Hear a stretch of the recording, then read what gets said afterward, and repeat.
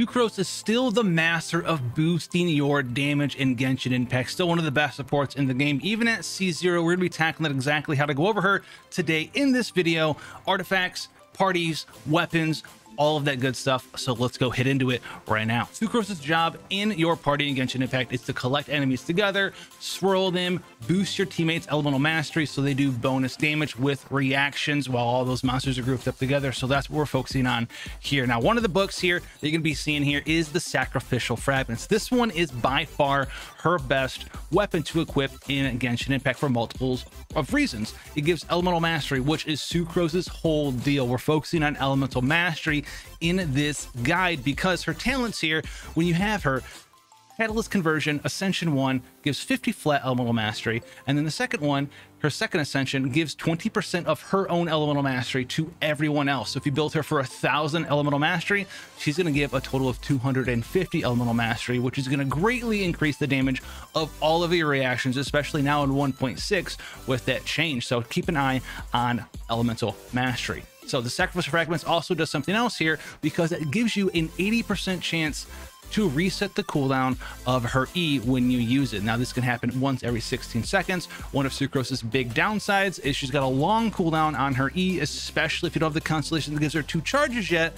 But even if you have that one, this weapon is still insane for how these things really work out. Now, if you don't have this weapon, fear not, there is another weapon that we're going to be talking about, and that is going to be the Thrilling Tales of the Dragon Slayer. This weapon here is going to be totally different, but it's still going to help out your main DPS. So you're going to do Sucrose's thing, swirl, group all the enemies together, then you're going to swap back into your main DPS, and they're going to get a 48% attack buff for 10 seconds on a 20-second cooldown. Now, is this one as good as the Sac Fragment book?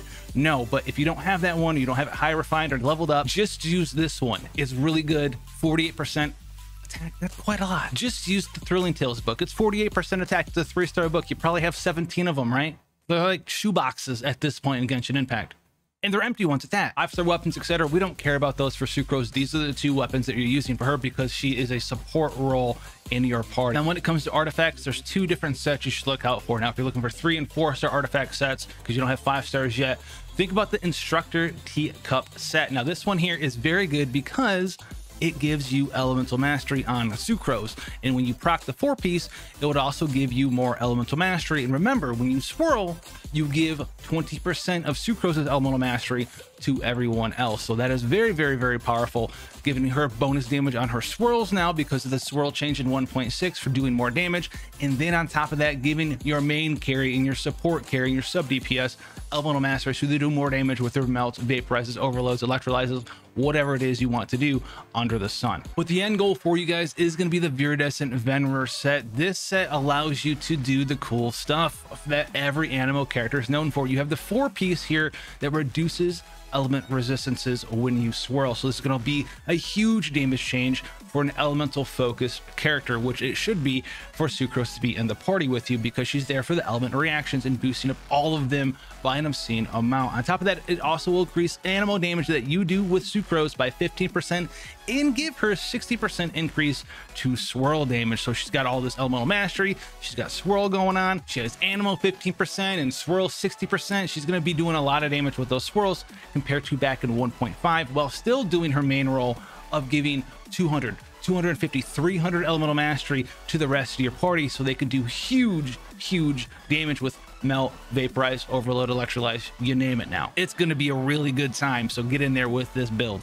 When it comes to artifact stats for Sucrose, you're looking for one thing and one thing in particular, and you've guessed it, elemental mastery. And this is going to be a doozy to get because listen, this thing comes on the Sands main stat, the Goblet main stat, and the Circlet main stat, and you want the main stat all of the main stat for that big elemental support damage. It's going to be huge for you guys out there because you're going to get that extra elemental damage on everyone. Now, if you're a super gangster, you can get a animo, a goblet, and then roll max elemental mastery main stat every roll. And you'll be doing bonus damage with your Sucrose because remember, swirl is still animo damage, right? That's good.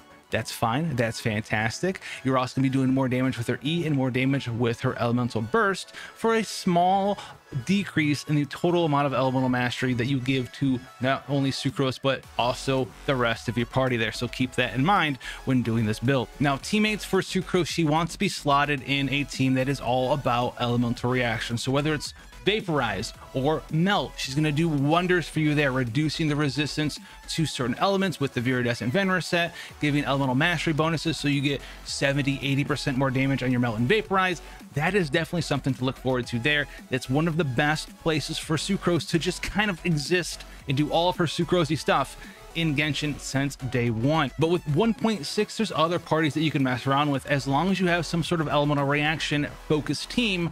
Even if it's not melted vaporized like this team here, which is an electrolyzed swirl team that uses Child, Fisho, Beto, and Sucrose, this can put in a lot of work for you guys out there if you have all the gear when it comes to Sucrose. So Kasa's not out yet, and Sucrose is already out there. Giving him the run for his money. A C0 5-star versus a C0 to C6 4-star who's been around for forever. If you haven't given her a shot now, you have her constellations, definitely check her out. She's going to do wonders for you guys in different accounts that I own on Genshin Impact. It's a fun time to be using a leveled up Sucrose with certain elemental focused teams. Now, until then, guys, if you want to see more stuff for Genshin Impact, go ahead and slap that subscribe button, swirl it a little bit, and I'll see you in the next one. Take care, guys.